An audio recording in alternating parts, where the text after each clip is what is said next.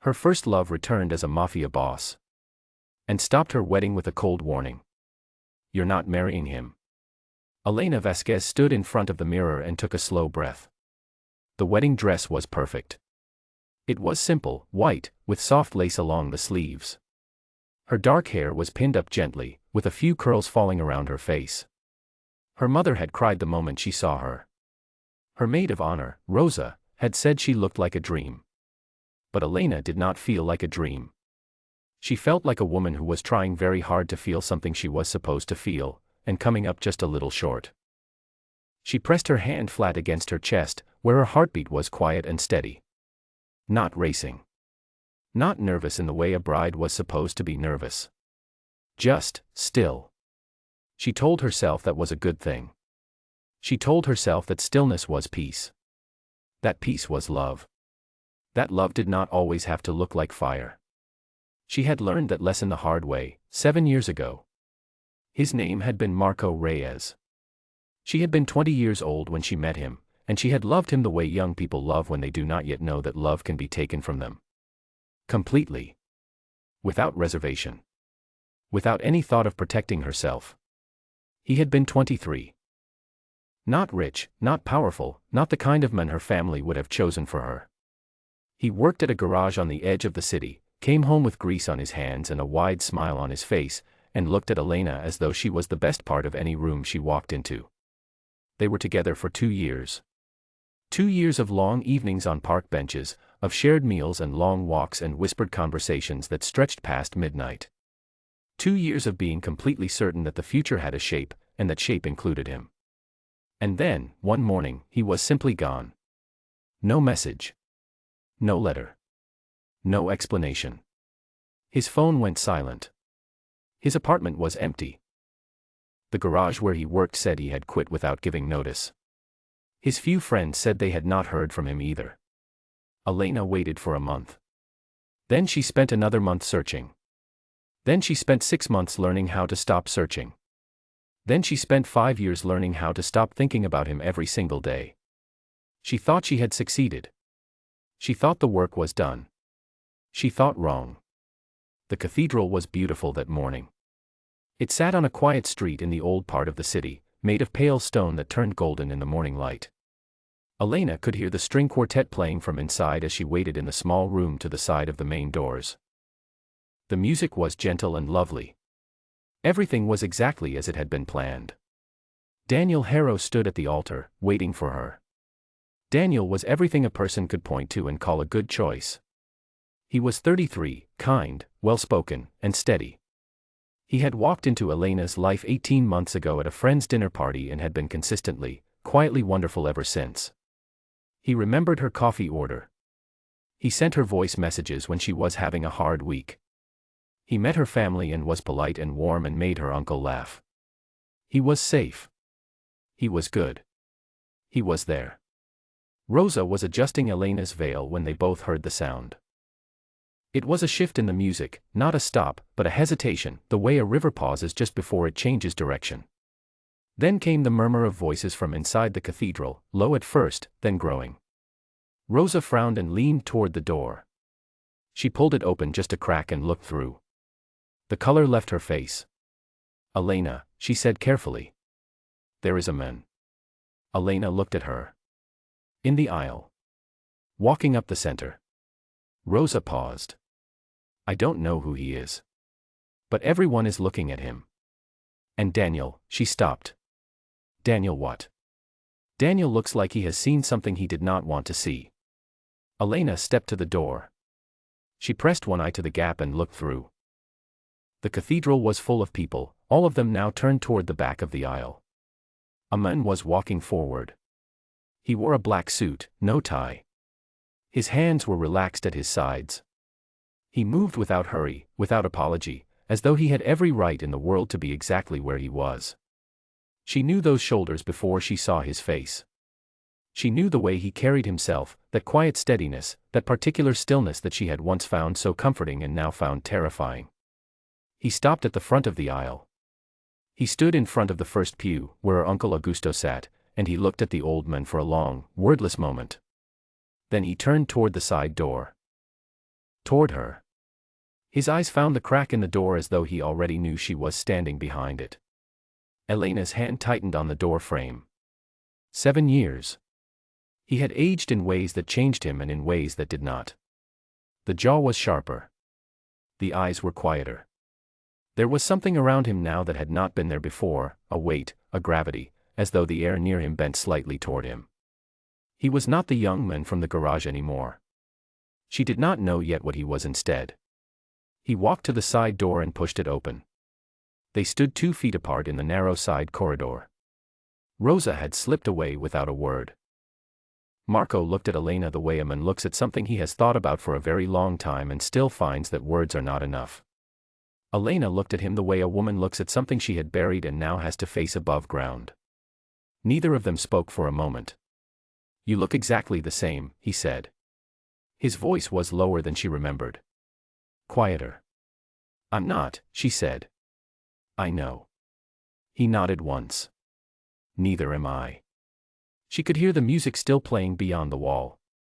She could picture Daniel standing at the altar, waiting. The thought made her heart press forward, but not with love, with guilt, with confusion, with the particular sadness of a woman caught between a past she never finished mourning and a present she had carefully built. "You need to leave," she said. "I know that, too," Marco said. "I will. After you hear what I came to say. You have nothing to say to me. You lost that right a long time ago. You're not marrying him." The words were quiet.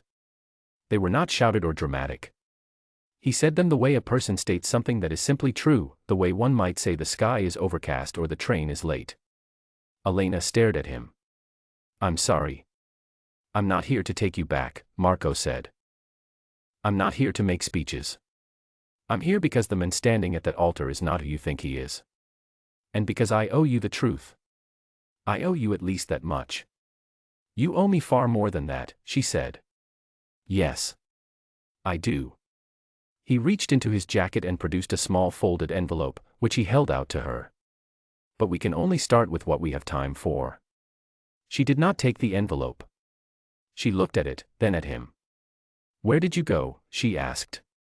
The question came out before she could stop it. 7 years of silence, 7 years of wondering, and here he was, standing 3 feet away with answers she had stopped believing she would ever get. "Marco.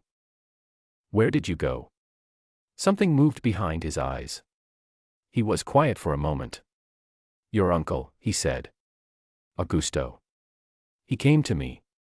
This was 3 weeks before I left. He sat across from me in a small room and he told me that if I did not disappear from your life completely, something would happen to you." He was not uncertain about it. He was calm. He had the means and the connections to follow through, and I had nothing, no money, no power, no way to protect you. Elena felt the air go thin. "He paid me," Marco continued, his voice steady and without bitterness. "A great deal of money, which I refused 3 times before I realized that refusing wasn't keeping you safe. It was only keeping my pride comfortable. So I took it. And I left. And I told myself that you would be fine, that you would find someone good, that you would build a life that I could never have given you. You left because he threatened me," she said slowly. "I left because I loved you," he said. "And I didn't know how to protect you any other way." The words landed softly and heavily at the same time. Elena had imagined this conversation many times in the years after he left. She had imagined anger, mostly. She had imagined him telling her he had simply moved on, that she had been young and naive, that the love had not been what she thought it was. She had built walls against all of those versions of the story. She had not built a wall against this one. "The envelope," she said finally. He held it out again. This time she took it. Inside were several pages. Photographs, printed on plain paper. Financial records with certain numbers circled. A photograph of Daniel at a table with 2 men she did not recognize, both of them in dark coats, both of them looking like men who solved problems in ways that did not involve paperwork. Marco spoke quietly as she looked. "Daniel had debts before he met you. Old debts, the kind people carry when they have made choices they later regret. Certain men came to him with an offer. They told him about you. They told him that you were significant to someone. That being close to you would be valuable to them. He was not told to hurt you. He was simply told to be near you. Near me for what purpose? Leverage, Marco said simply. I am not the same person who left your life 7 years ago. The work I do now. I have enemies. And enemies look for what a person cares about. Elena lowered the papers slowly. You think he was sent to me because of you, she said. I think it started that way. I also think he is a human being who genuinely grew to care for you, because you are the kind of person people cannot help caring for. Both things can be true. He paused. But the men he owes money to are still waiting. And they will use him eventually, whether he wants them to or not. Elena sat down on the small wooden bench along the corridor wall. Her dress spread around her like water settling. She held the papers in her hands and looked at the floor. From beyond the wall, she could hear the murmur of the guests growing louder. Someone would come looking for her soon. Rosa. Her mother. The wedding coordinator with her clipboard and her tight smile. She thought about Daniel. She thought about his kindness, which she now had to reconsider not because it was false but because its origin was complicated. She thought about all the small, real moments between them, the Sunday mornings, the easy laughter, the sense of quiet safety she had built her decision on. She thought about whether safety built on an uncertain foundation was still safety, or just a beautiful room with a weak floor. She stood up. She walked out of the side corridor, through the small wooden door, and into the cathedral. Every head turned. The string quartet stopped mid-note. Daniel looked at her from the altar. His expression was careful and searching and a little afraid, which told her something in itself. A man who did not know Marco had come would not look afraid. He would look confused. He would look relieved to see her. Instead he looked like a man who had been waiting to find out how much she knew. She did not go to the altar. She walked up the center aisle and stopped at the first pew. Uncle Augusto looked up at her. He was 71 years old, with a silver beard and steady hands that were, for the first time she could ever remember, not quite steady. Tell me it isn't true, she said quietly. He opened his mouth. He closed it. His eyes moved briefly toward the side door and then back to her face. Elena, he began. Just tell me. A long silence. The kind that is its own answer. I did what I believed was right, he said at last, his voice low. He was going nowhere. You were 20 years old. You had your whole life in front of you and you were going to throw it away on a boy with no future and no family name and nothing to offer you. I was protecting you. You decided that for me, she said. Without asking me. You would have refused to let me help. Because I didn't need that kind of help. He looked at his hands. I'm sorry, he said, and she believed he meant it, and she also knew that it was not enough, and she also knew that she would spend a long time after today working out how she felt about that. She turned and walked back up the aisle. Daniel met her halfway. He looked at her with an expression that was tired and honest and sad in the way of a man who has been waiting for a conversation he did not want to have. You know, he said. I know, she agreed. Elena, it wasn't, he stopped and started again. At the beginning, it wasn't simple. But somewhere in the middle, it became simple. You became real to me. This became real to me. I believe you, she said. And she did. She could see it in his face, the genuine heaviness of a man who had walked into a situation with one intention and then found himself changed by it. But Daniel, the people who sent you to me are still there. And I cannot build my life on a foundation that has those men somewhere beneath it. He was quiet for a long moment. Then he nodded, once, slowly. I know, he said. I'm sorry. So am I, she said. She put her hand on his arm briefly, gently. You were good to me. That part was real, and I won't forget it. She stepped back. She looked at the guests. At her mother, whose face was full of worry and confusion. At Rosa, who was standing near the back wall and watching her with quiet steadiness.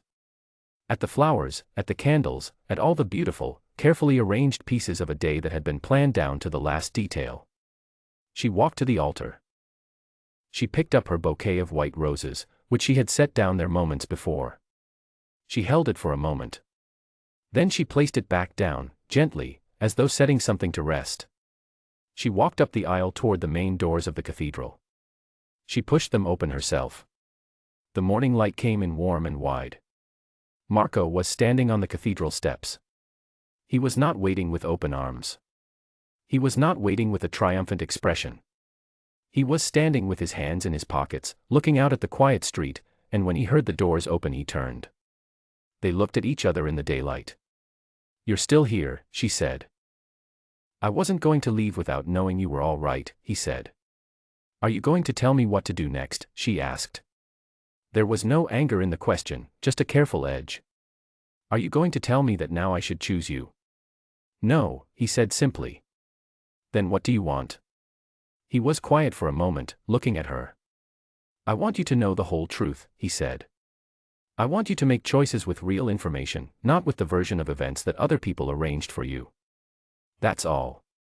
And if, after knowing the whole truth, I walk away from you again, then you walk away," he said. "And I respect it.